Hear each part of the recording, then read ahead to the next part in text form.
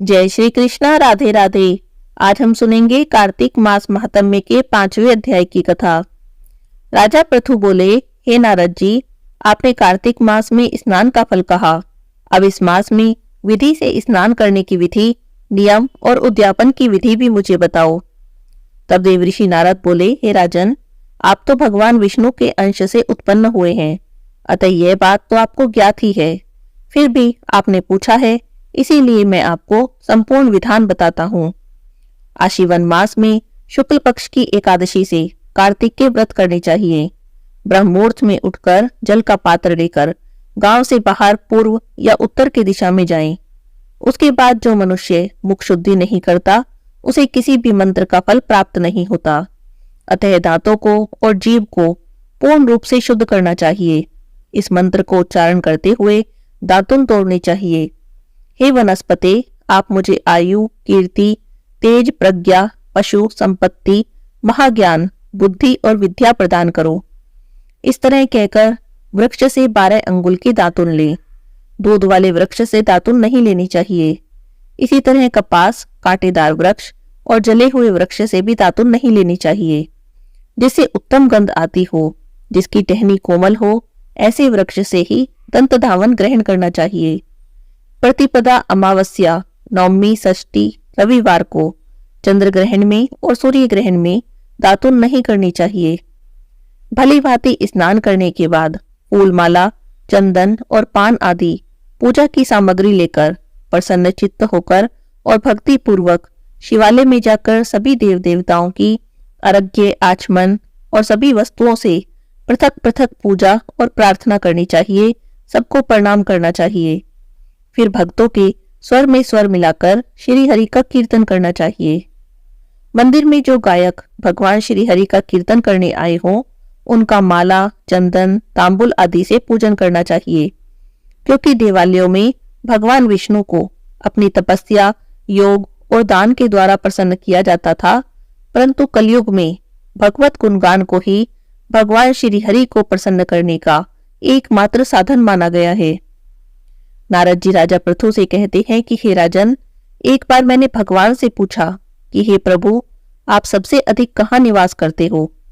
तब इसका उत्तर देते हुए भगवान ने कहा कि हे नारद जी, मैं वैकुंठ में या योगियों के हृदय में ही निवास नहीं करता, परंतु जहाँ मेरे भक्त मेरा कीर्तन करते हैं, मैं वहां अवश्य ही निवास करता हूँ। जो मनुष्य चंदन माला से मेरे भक्तों का पूजन करते हैं, उनसे मेरी ऐसी ही प्रीति होती है जैसे कि मेरे पूजन से भी नहीं हो सकती। नारद जी कहते हैं कि शिरीष, धतूरा, गिरजा, चमेली, केसर, कंदार और कटहल के फूलों से भगवान विष्णु की पूजा नहीं करनी चाहिए।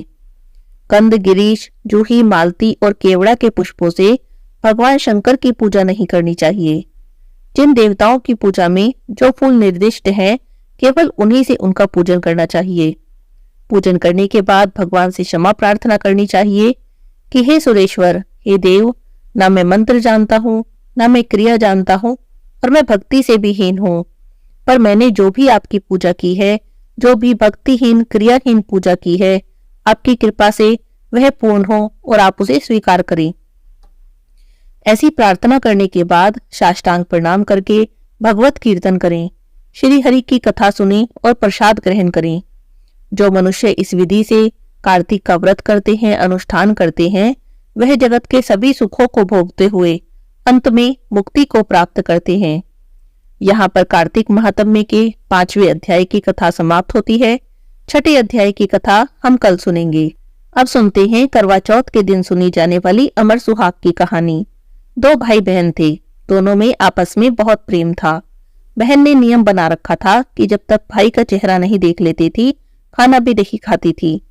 अब बहन बड़ी हो गई तो उसका विवाह हो गया, लेकिन उसने अपना ये नियम नहीं छोड़ा।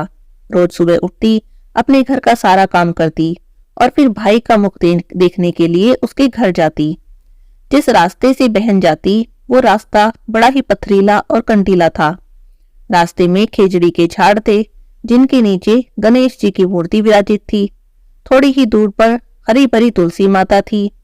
पीपल के नीचे पथवारी दूध दही में हिंडोले दे रही थी। ऊपर सूरज भगवान तपते थे। वो भाई का मुख देखने जाती तो रास्ते में रुककर गणेश जी की पूजा करती, पथवारी में दूध दही सींचती, खेजड़ी की पूजा करती और तुलसी माता की परिक्रमा करती। फिर प्रार्थना करती कि हे गणेश जी महाराज, मेरे को अमर सुहाग और अमर पीहर देना। ऐसी प्रार्थना करती और आगे चली जाती। अब रास्ता तो बड़ा पथरीला और कंटीला था, उसके पैरों में कांटे चुभ जाते। एक दिन की बात है, भाई का मुख देखने के लिए गई तो थोड़ी देर वहीं बैठ गई। भाभी की नजर उसके पैरों पर गई तो पूछने लगी, ननंद जी आपके पैरों को क्या हुआ? तब वो बोली कि भाभी, रास्ते में पड़े पत्थर और कांटे होते हैं, वही कांटे पैरों में चुभ गए हैं।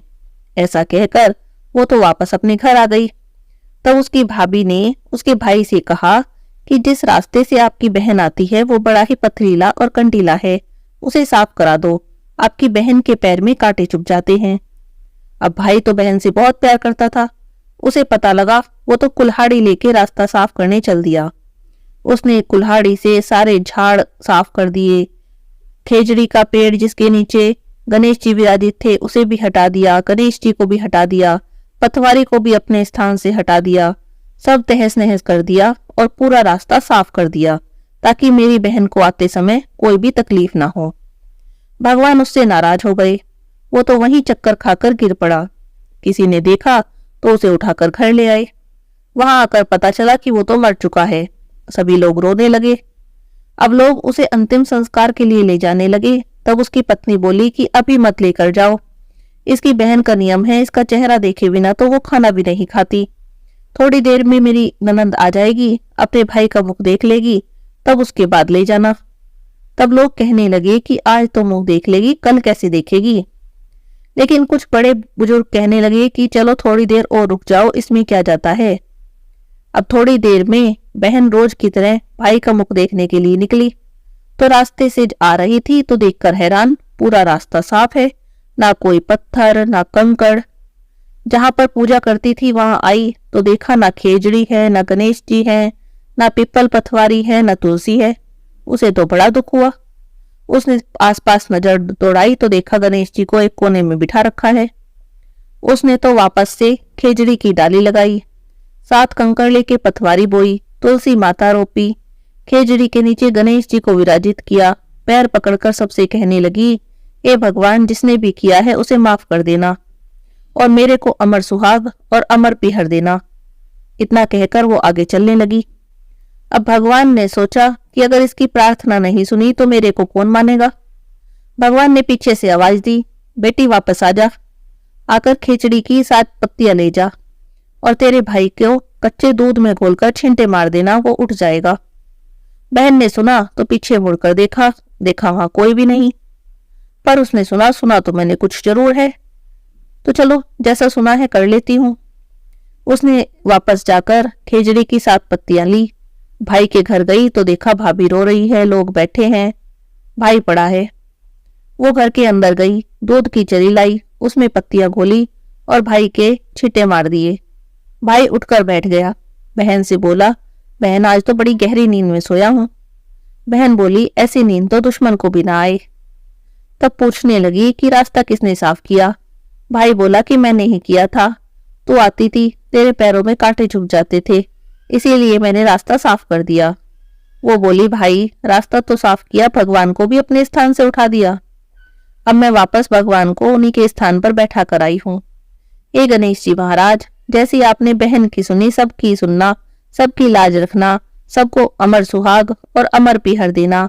बोलिए गणेश जी भगवान की जय हो, खेजड़ी की जय हो, पिपल पथवारी की जय हो। अब सुनते हैं करवा चौथ की कहानी। एक साहूकार था, उसके 7 बेटे थे, एक बेटी थी। सातों भाई बहन एक साथ बैठकर खाना खाते थे। एक दिन कार्तिक की चौथ का व्रत आया, तब भाई कहने लगे कि आओ बहन खाना खा लो। तब उसकी बहन कहने लगी कि भाई आज तो करवा चौथ का व्रत है, चांद निकलने पर ही खाना खाऊंगी। तब भाई सोचने लगे कि इतनी देर तक बहन भूखी रहेगी, तो उन्होंने कुछ युक्ति लगाई। एक भाई ने दिया लिया, एक ने छलनी ली। एक पेड़ के पास जाकर एक तरफ होकर दिया जलाया और छलनी ढक दी और आकर कहने लगे कि देखो बहन, चांद निकल गया। तब बहन जाकर अपनी भाभीयों से कहने लगी कि आओ भाभी, चांद निकल गया, अर्घ्य दे लो। तब भाभी बोली कि बहन जी, अभी तो तुम्हारा चांद निकला है, हमारा चांद तो रात में ही निकलेगा। तब उसने उनकी बात नहीं मानी और अकेली ने ही अर्घ्य दे दिया और भाइयों के साथ जीमने बैठ गई। पहला निवाला खाया तो उसमें बाल आया, दूसरी में से पत्थर निकला और तीसरी में से ससुराल से पुलावा आ गया। कहने लगा कि इसका पति बहुत बीमार है, इसे जल्दी भेज दो। तब माँ कहने लगी कि साड़ी पहनकर ससुराल चली जाओ और सोने का टका पल्ले में बांध लेना, रास्ते में जो कोई मिले उसके पैर छूती जाना और आशीर्वाद लेती जाना। जब वह चली तो रास्ते में लोग मिले, आशीर्वाद देते रहे कि ठंडी हो, सब्र करने वाली हो, 7 भाइयों की बहन हो, तेरे भाइयों को सुख मिले। परंतु उसे किसी ने भी सुहाग का आशीर्वाद नहीं दिया। ससुराल पहुंची तो दरवाजे पर छोटी ननद खड़ी थी। जब उसने उसके पैर छुए तब ननद ने कहा, सीली सपूती हो, 7 पुत्रों की माँ हो, तेरे भाइयों को सुख मिले। तब यह बात सुनकर जो सोने का टका माँ ने दिया था वह खोलकर ननद को दे दिया। अंदर गई तो सासू जी खड़ी थी, पैर छुए। सासू जी बोली, जा, ऊपर मुंडेर पर है तुम्हारा पति, वहीं जाकर बैठ जा। वह ऊपर गई तो देखा उसका पति मरा पड़ा है। वह रोने चिल्लाने लगी। तब सासू जी दासियों से कहती हैं कि ऊपर पड़ी है, उसे बची हुई रोटियां दे आओ। इस तरह करते करते मंगसिर की चौथ आई और बोली कि करवा ले लो, करवा ले लो, भाइयों की प्यारी करवा ले लो, दिन में चांद उगाने वाली करवा ले लो, ज्यादा भूख कराने वाली करवा ले लो। तब वह चौथ माता को देखकर बोली कि आप ही ने मेरे को उजाड़ा है, अब आप ही सुधारोगी, मुझ पर दया करो, आपको मेरे को सुहाग देना पड़ेगा। तब चौथ माता कहने लगी कि पोष की चौथ आएगी, वह मेरे से बड़ी है, उससे के पैर पकड़ लेना, वही तेरे को सुहाग देगी। पोष की चौथ आई। पोष माता भी यही कहकर आगे चली गई कि अगली चौथ मुझसे बड़ी है, उसके पैर पकड़ लेना। माघ की, फागुन की, चैत की, वैशाख की, जेठ की, आषाढ़ की, सावन और भादवे की, सभी चौथ माता ने यही जवाब दिया कि अगली चौथ आएगी, मुझसे बड़ी है, उससे कह देना। आश्विन की चौथ आई तो वह पैर पकड़कर बैठ गई। तब आश्विन की चौथ ने कहा कि तेरे ऊपर तो कार्तिक की चौथ नाराज है, उसी के पैर पकड़ना, उसी को मनाना, वही तुम्हारा सुहाग वापस करेगी। तब उसके पैर पकड़कर बैठ जाना। ऐसा कहकर आश्विन की चौथ तो चली गई। बाद में कार्तिक की चौथ आई और गुस्से में बोली, भाइयों की प्यारी करवा ले, दिन में चांद उगाने वाली करवा ले, ज्यादा भूख वाली करवा ले। तब साहूकार की बेटी चौथ माता के पैर पकड़कर बैठ गई और जोर जोर से रोने लगी। हाथ जोड़कर बोली, हे चौथ माता, मुझे माफ कर दो, मेरा सुहाग तो आप ही के हाथों में है, आप ही को देना पड़ेगा। तब चौथ माता बोली, छोड़ पापनी, छोड़ हत्यारनी, मेरे पैर क्यों पकड़कर बैठी है। तब वह कहने लगी कि मेरे से बिगड़ी थी, अब आप सुधार दो, अब आप मेरे को सुहाग दे दो। तब चौथ माता उसकी प्रार्थना पर खुश हो गई। आंखों में से काजल निकाला, नाखूनों से मेहंदी निकाली और मांग से सिंदूर और चितली अंगूठी का छींटा दिया। तब उसका पति उठकर बैठ गया। कहने लगा, आज तो मैं बहुत सोया। तब वह बोली कि काहे को सोया, मेरे को तो 12 महीने हो गए, मेरे को कार्तिक की चौथ का दोष लगा था, अब उन्होंने ही मेरा सुहाग वापिस किया है। तब वह बोला कि अब हमें चौथ माता का उज्जमन करना चाहिए। तब उन्होंने चौथ माता का उज्जमन किया, चौथ माता की कहानी की, खूब सारा चूरमा बनाया। दोनों पति पत्नी जीम लिए और चौपड़ खेलने लगे। नीचे से सासू जी ने दासी के हाथ रोटी भेजी तो दासी रोटी लेकर वापस आ गई और कहने लगी कि वे तो दोनों बैठे चौपड़ खेल रहे हैं। सास तो ये सब देखकर खुश हो गई और बोली कि ऐसा कैसे हो गया। तब बहू कहने लगी कि मेरे से चौथ माता नाराज थी, उन्हीं का क्रोध था, अब चौथ माता प्रसन्न हो गई है। और यह कहकर उसने सासू जी के पैर छुए और सारी नगरी में ढिंढोरा पिटवा दिया कि सबको चौथ का व्रत करना चाहिए। 13 चौथ करना, नहीं तो 4 करना और नहीं तो 2 चौथ तो सबको करना। हे चौथ माता, जैसा साहूकार की बेटी को सुहाग दिया वैसा ही सबको देना। कहते सुनते सब परिवार पर अपनी कृपा बनाए रखना। बोलिए चौथ माता की जय हो। तपसी लपसी की कहानी। एक तपसी था, एक लपसी था। तपसी तो भगवान की तपस्या करता, लेकिन लपसी रोज सवा सेर की लापसी बनाता, घंटी बजाता, भगवान को भोग लगाता और जीम लेता। एक दिन दोनों आपस में लड़ने लगे।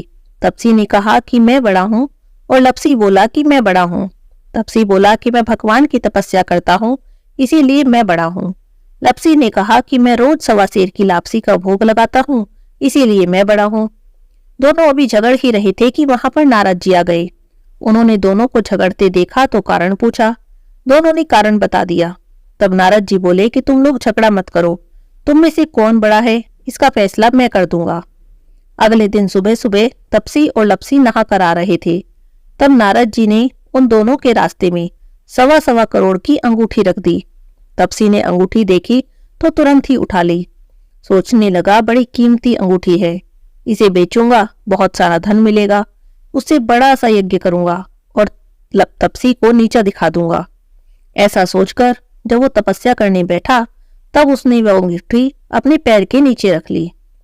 उधर लपसी ने भी अंगूठी देखी, लेकिन उसने सोचा लगता है किसी की अंगूठी गिर गई। अगर मैं उठाऊंगा तो बड़ी कीमती अंगूठी है, कहीं चोर डाकू मेरे पीछे ही ना पड़ जाएं, कहीं मेरा गला वला काट दिया तो बड़ी परेशानी हो जाएगी। उसने तो अंगूठी वहीं छोड़ दी और रोज की तरह 1.25 सेर की लापसी बनाई, भगवान को भोग लगाया, घंटी बजाई और जीम लिया। थोड़ी देर में नारद जी आए। तब दोनों पूछने लगे, बताओ नारद जी, हम दोनों में से बड़ा कौन है? नारद जी ने कहा, पहले दोनों खड़े हो जाओ। दोनों खड़े हो गए। खड़े होते ही तपसी के पैर के नीचे से अंगूठी निकली। तब नारद जी कहने लगे, तूने इतनी तपस्या कर ली, लेकिन फिर भी तेरे मन का लालच नहीं गया। तब कहने लगे कि अब तुझे तेरी तपस्या का भी कोई फल नहीं मिलेगा। ये बात सुनकर तो तपसी जोर जोर से रोने लगा। रोते रोते नारद जी के पैरों में गिर गया। बोला, महाराज क्षमा कर दो और बताओ मुझे मेरी तपस्या का फल कैसे मिलेगा। तब नारद जी ने कहा, जो कोई अपने घर में गाय कुत्ते की रोटी नहीं बनाएगा तो उसकी तपस्या का फल तुझे मिल जाएगा। सबकी कहानी कहकर तेरी कहानी नहीं सुनेगा तो उसकी तपस्या का फल तुझे मिल जाएगा। दीवा जलाकर हाथ नहीं जोड़ेगा, भोजन कराकर दक्षिणा नहीं देगा, साड़ी देकर उस पर भेंट नहीं देगा, तब उनकी पूजा पाठ का, तपस्या का सारा फल तुझे मिल जाएगा। इसीलिए सभी कथा कहानी के साथ तपसी लपसी की कहानी जरूर सुननी चाहिए। कार्तिक मास के बुधवार की कथा। बुधवार के दिन एक साहूकार का लड़का अपनी बहू लेने ससुराल जा रहा था, तो उसकी माँ ने बहुत मना किया कि बुधवार के दिन विदा कराने मत जा, लेकिन नहीं माना। ससुराल पहुंच गया और जाकर कहने लगा कि मैं अपनी पत्नी को विदा कराने आया हूँ। ससुराल वालों ने भी बहुत मना किया कि हम आज नहीं भेजेंगे, लेकिन बिल्कुल नहीं माना। बुधवार को ही विदा करा के चल दिया। रास्ते में अभी थोड़ी ही दूर चले थे कि बैलगाड़ी का पहिया मिट्टी में धंस गया। उसे निकालने लगे तो बहुत देर हो गई। इतने में उसकी पत्नी बोली कि मुझे तो बड़ी प्यास लगी है, मुझे तो पानी पीना है। वो पानी लेने चला गया। थोड़ी देर में पानी लेके आया तो उसके तो पैरों के नीचे की जमीन खिसक गई। देखा तो उसकी पत्नी के पास कोई आदमी खड़ा है और उसकी पत्नी उससे हंस हंस कर बातें कर रही है। उसे बड़ा गुस्सा आया। वो जैसे तैसे गुस्से में बुनबुनाता आगे चला। पास जाकर देखा तो उसके तो तोते ही उड़ गए। वो आदमी तो शक्ल में, रूप रंग में, वेशभूषा में बिल्कुल उसके जैसा था, जैसे उसी का जुड़वा हो। वो सोचने लगा, ये कौन है? तब उसने पूछा कि तू कौन है? वह कहने लगा कि मैं इसका पति हूं। तब वो बोला, ये तो मेरी पत्नी है। ऐसा कहकर दोनों आपस में झगड़ने लगे। पत्नी कभी पहले आदमी की तरफ देखे, कभी दूसरे आदमी की तरफ देखे, क्योंकि दोनों बिल्कुल एक जैसे लग रहे हैं, एक जैसे कपड़े पहने, एक जैसी शक्ल, एक जैसी वेशभूषा, कोई भी अंतर नहीं। बड़ी बहस छिड़ गई। पंचायत बुलाई गई। वहां सारी बातें सुनकर पंच बोले, बहू से बोले कि तुम्हारा पति कौन है? तब उस पत्नी ने बड़े कंफ्यूजन में, बड़े दुविधा में पड़ते हुए बुध का हाथ पकड़ लिया और कहने लगी कि यही मेरा पति है। तब उसका जो असली पति था वो जोर जोर से रोने लगा कि नहीं, ये मेरी पत्नी है। ससुराल पास में ही थी, किसी ने जाकर ससुराल वालों को भी खबर कर दी, वे भी आ गए। तब उसकी सास रोने लगी, मैंने तो कहा था बुधवार को विदा कराकर मत ले जाओ, लेकिन ये नहीं माना। अब उसका पति रोने लगा। पंचों ने करवा मंगा लिया और कहने लगे कि जो कोई भी मच्छर बन के करवे के मुंह से निकल जाएगा उसकी पत्नी रहेगी। अब बुध मच्छर बना और करवे में घुस गया। पंचों ने करवा बंद करवा दिया। सारे नगर में ढिंडोरा पिटवा दिया कि बुधवार को बहन के भाई, सासरे, जमाई कोई भी मत जावे। जैसे बुधवार ने उसे नाटक दिखाया किसी को भी न दिखावे। कहते सुनते हुंकारा भरते को। तुलसी माता की आरती।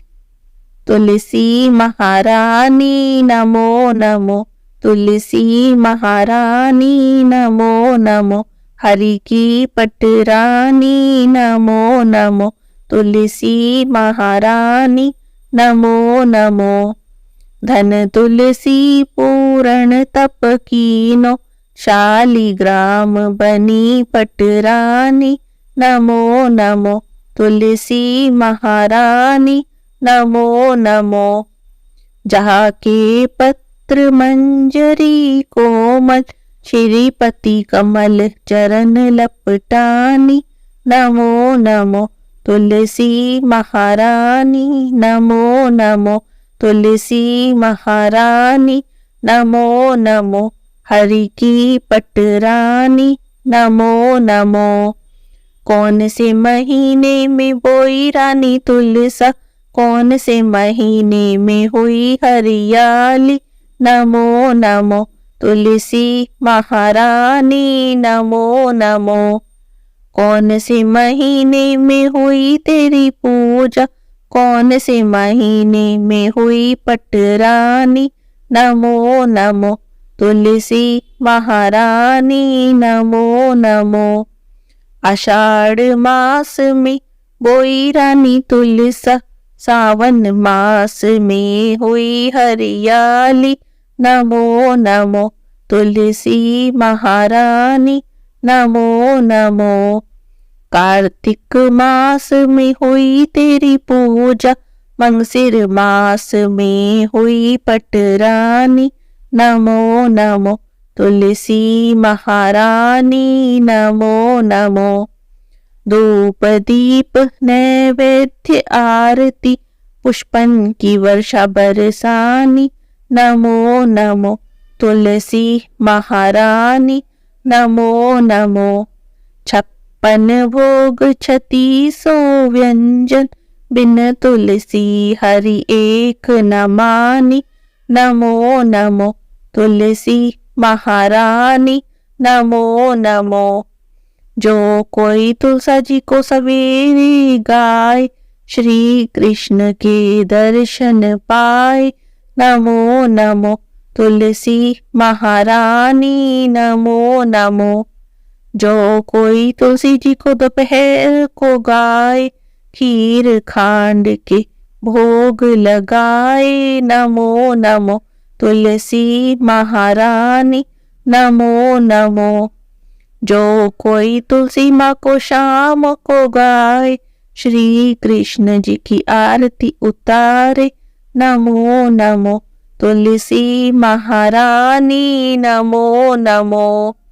जो कोई तुलसी जी को रात में गाए, श्री कृष्ण जी के चरण दबाए नमो नमो, तुलसी महारानी नमो नमो।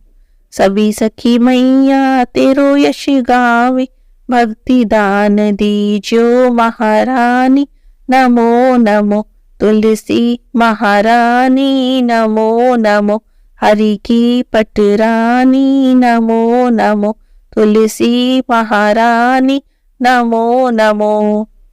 बोलिए तुलसी माता की जय हो, विष्णु भगवान की जय हो, लक्ष्मी माता की जय हो।